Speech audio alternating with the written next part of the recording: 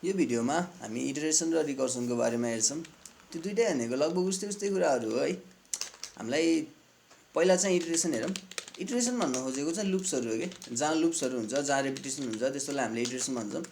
अनि त्यो हरेक साइकललाई पनि इटरेसन नै भन्छौं।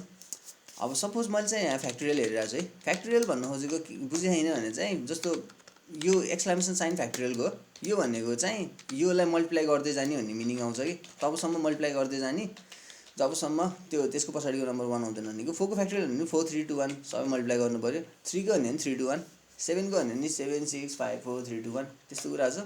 अनि 4 को फ्याक्टोरियललाई हामीले यसरी लेख्न मिल्छ है। त्यो भनेको 4 इन्टु 3 को 3 को चाहिँ फ्याक्टोरियल हो नि त।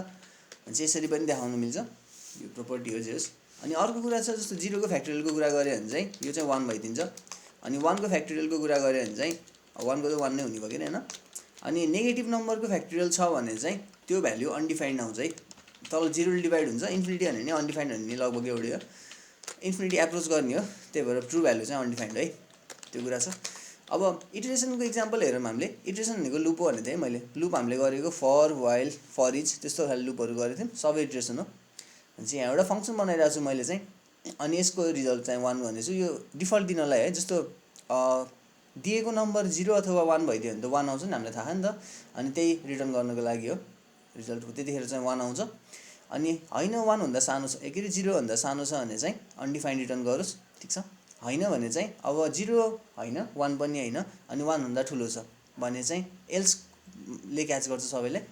अनि एल्स ले क्याच गरिसकेपछि चाहिँ एउटा यो इटरेसन छ नि यहाँ है, फरको लुप छ।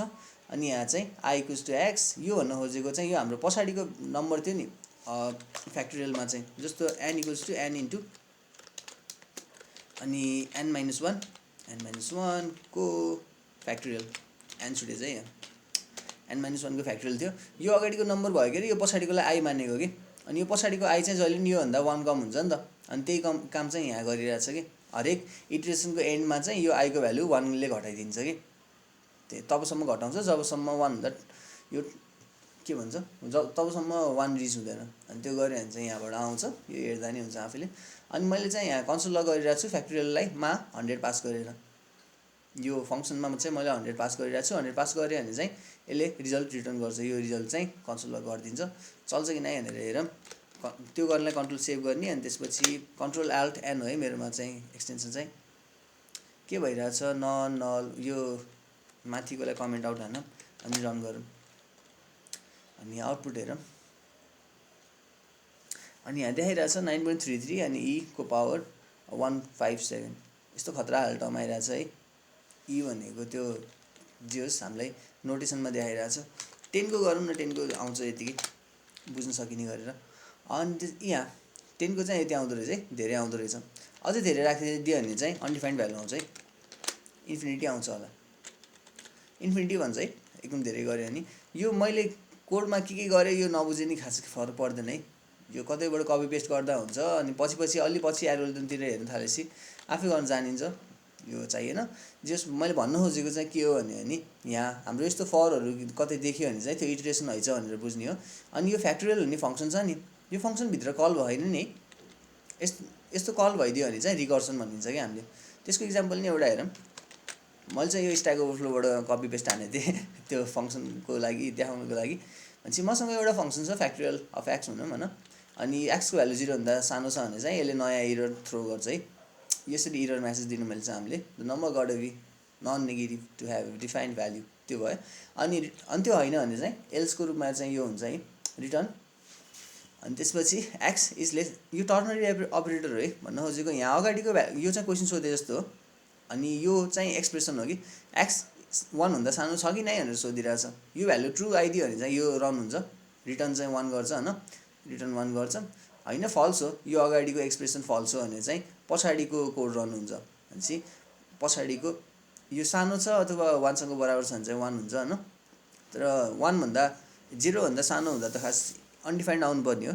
त्यो चाहिँ यसले क्याच गरिराख, ठीक छ। अनि 1 अथवा कुन चाहिँ हो 1 को लागि रहेछ। अनि 1 भन्दा यदि ठुलो छ भने चाहिँ यो पछाडिको रन भइदिन्छ है। पछाडिको रन भइदिन्छ भन्न खोजेको। यो फ्याक्टोरियल जुन फंक्सन छ नि यही फंक्सन भित्र आफैमा कल भइरहेछ कि। यस्तोलाई हामीले रिकर्सन भन्छौँ है। अनि रिकर्सनमा यो फङ्सनको कल फेरि हुन्छ नि त, अनि त्यही भएर यो अलिक स्लो हुन्छ है। रिकर्सन चाहिँ त्यही भएर अलिक स्लो हुन्छ। अनि हामीले सकभर रिकर्सन गर्न खोज्दैनौँ, तर जुन गर्दा नि एउटै हो लगभग है, खासै फरक पर्दैन।